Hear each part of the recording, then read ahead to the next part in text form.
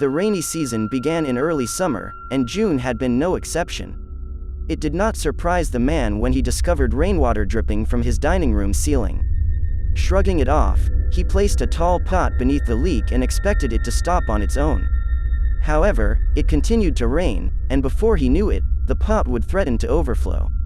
He had to dump the water out first thing in the morning and straight after he returned home from work. Eventually, he began to notice water damage at the source of the leak. The white ceiling had discolored, turning a dull shade of brown. He checked the weather and realized that it would continue to rain sporadically over the next 10 days. The man was worried about the ceiling mildewing and becoming an expensive repair, so he called a local handyman. Unfortunately, the man could not sign to have the repairs done, only his landlord could. It was a frustrating policy. The man called his landlord but could not reach him. He left him a few voicemails, detailing how the damage was becoming progressively worse. The man was clueless as to why his landlord would not return his calls. They usually kept in touch, speaking at least twice a month. Finally, he reasoned that he would not be held accountable for any damages sustained. One night, the man was startled awake by a massive thump. He quickly turned on his bedside lamp, and just vaguely, he could see an overturned table in a large shape laying across it. He sprinted out of his apartment and called the police, gagging at the smell.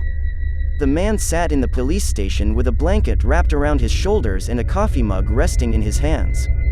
He did know one thing. There had been a dead body in his ceiling, and the water had saturated it so badly that it caved under the weight. So far, the body was unidentifiable due to the rainwater and was being autopsied.